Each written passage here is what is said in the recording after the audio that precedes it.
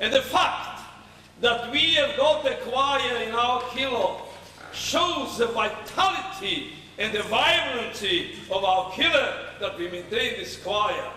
And it takes an effort on behalf of the members of the choir, and we very much appreciate what they've done today, tonight, but not only tonight, what they do all year round. The choir, and of course our beloved chazonim, who sing so beautifully, inspire our davening. It's a pleasure to come and listen to them. And it's very opportune that this concert takes place tonight. I would like to give you a few words of a deep insight of what music means and what music does. I want to quote here to you a question from a sefer that I've seen for the first time this Thursday. I saw somebody quoting that sefer, and I don't like to rely on quotations. I like to go first hand. I immediately bought it, and I opened it up, and I looked at it. The sefer is called Monos Levi. It was written by no less a personage than Reb Shlomo Alkabetz, who lived in Tzfat some 400 years ago. Those who have been to Tzfat to the Beis Almin, he and the Beis Yosef and the Arizal are buried together within Daled Amos. He was a famous Kabbalist, and he bequeathed to Klal Yisrael the famous song of the Chudodi. The Chudodi, which is universally sung everywhere, was composed by the Shlomo Alkabetz. And he wrote a Perush on the Megillah, and he called it Monos Levi, Shlach Monos. He sent the sefer at the Shlach Monos to his father-in-law. His father-in-law was a choshev person. Maybe he didn't have the money to buy the normal Shlach Monos, that you know the sefer of the Ramon Mechir Yoin. He could never afford to buy the wine. He read the sefer on the Megillah. Not exactly, but he composed the sefer, a sizable sefer, and he sent it to his father-in-law, and it's called Monos Levi. In that sefer, he asked a very fundamental question. Achashverosh made a banquet. And the idea of the banquet of the Suda was, as I mentioned earlier this evening by Mincha Marev, to invite the Jewish congregation and to entice them to Dvar Avelo, to serve them with non-kosher food, with Nebiyayin Desach, in order to cause their downfall, because Haman organized it and he engineered it in order to bring down Klal Yisrael, so the Midrashim tell us. And he made a Suda which appealed to all the bodily faculties, to tempt them, to rouse them sensually. Sight, smell, taste, touch. He ordered food that tasted very well, very good. He took them in the Ginas Habison. It was the gardens where there were beautiful plantations in order to rouse the sense of smell. Beautiful tapestry to catch the eye, and comfortable seats, mitozov or kesef, in order to arouse the feeling of touching, to be comfortable. But on both sides, one item was missing: the sense of hearing. No music. We don't find anywhere that Achashverosh provided music on that occasion. Can you imagine a broiled dinner without music?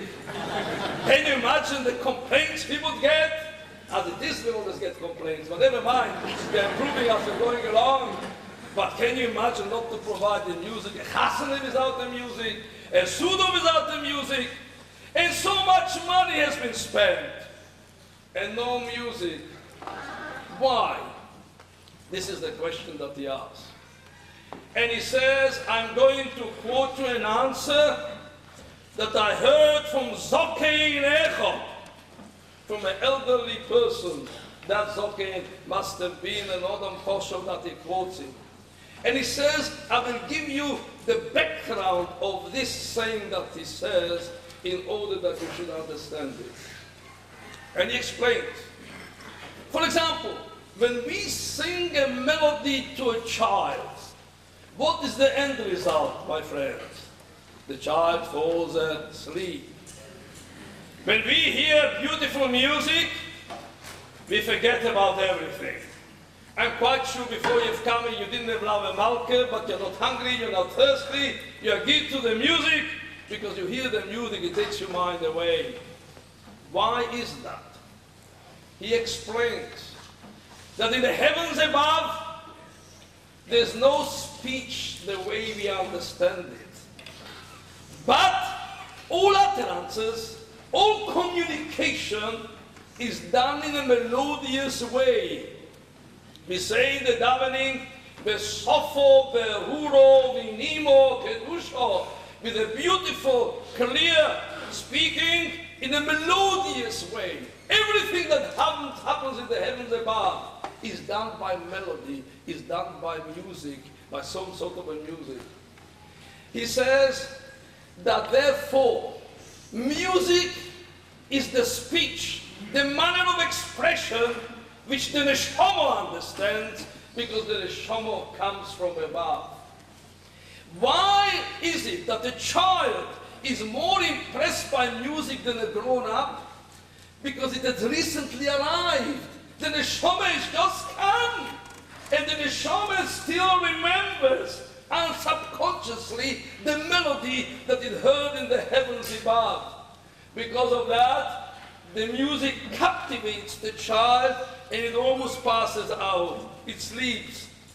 Sleeping is a 60 years of death, where the neshama departs a little bit partially, and that is the response to the music that takes place.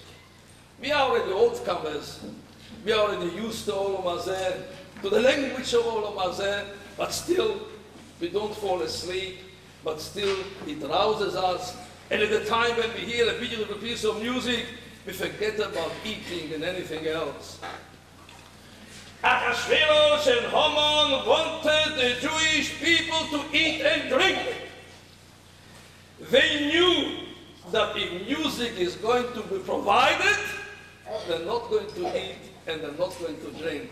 They're going to be geared to the music. And as the purpose was they should eat and drink macholos asuros, because of that there was no music at the banquet which Achashverosh has so elaborately prepared for the Bnei Yisrael.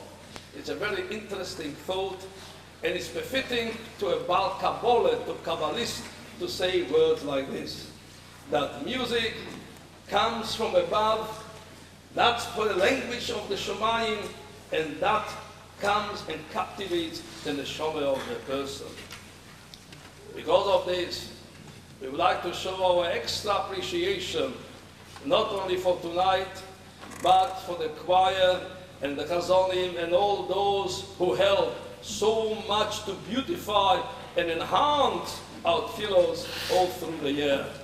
And I wish you should go mechoyer al-choyer. And whatever the situation is, you're tired to come to rehearsals, it requires an effort. It's easy to give in, but if we give in once, it's lost. It will not come back again. And Baruch Hashem, our kilo has got the strength, the vitality, and the vibrance to continue with this minhag, old minhag Yisrael, and which what we should help. We should go in the foil, and we should be able to join together in many more concerts and choirs here.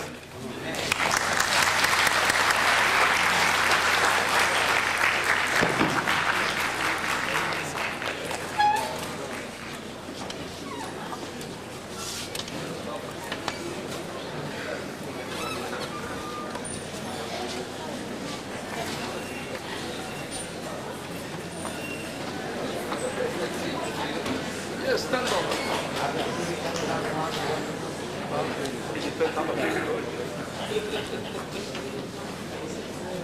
You know.